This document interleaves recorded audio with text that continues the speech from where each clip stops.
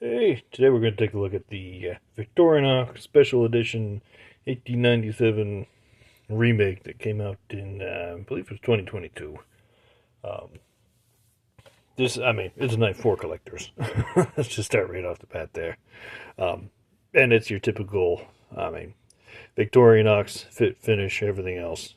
Everything, I don't know how they do it, pumping out so many knives. They just do such a great job with. I've never had any issues with any of the knives that they've produced, that I've purchased and even used. They just do so well. Um, it's a unique offering here, expensive offering too.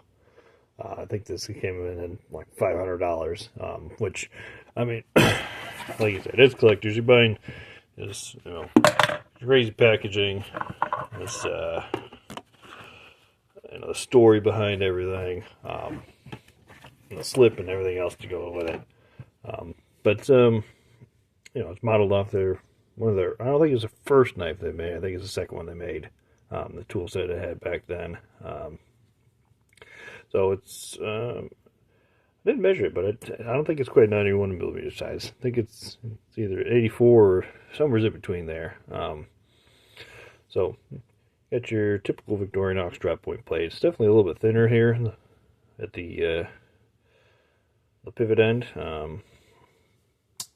They got the I call it pry tool, call it a screwdriver, but that's all it is. Doesn't have the bottle opener, can opener, or anything like that on that.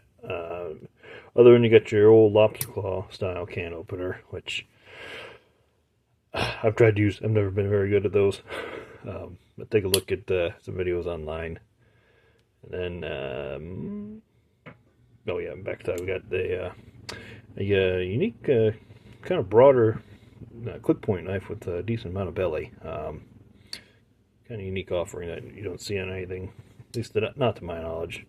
Backside, we got a very interesting corkscrew. It's not your typical wire wound in a helix. It's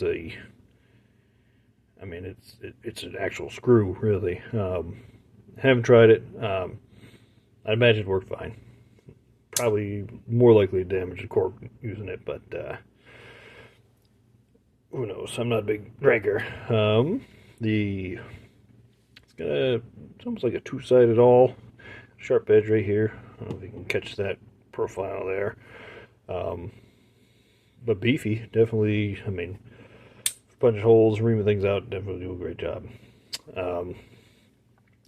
The handles themselves, I forget, I want to say it's some kind of vulcanized rubber or something, but it feels more like wood. Looks like wood, but I know it's not wood. So I don't know what material it was. They have it listed somewhere. One of these knives that appreciate no keyring on. I'm not a big fan of keyring. Usually, it's just digging into my hand. So it's, like I said, it's mostly for collectors. I have carried it some. I've used it lately. It's a decent carry knife. Obviously, losing the bottle opener, not a huge deal, but I do find uses for that other than open bottles. The lobster style can opener, that's historically accurate, but not something I'd rather use the style they usually use, are like the Leatherman style, the pull style. I will say this corkscrew is definitely not as fun to use in the hand when you're using the knife. It sits right in the palm of your hand here, and you can feel it for sure. It's not super sharp, but you bear down on it, it's going to leave marks in your hand.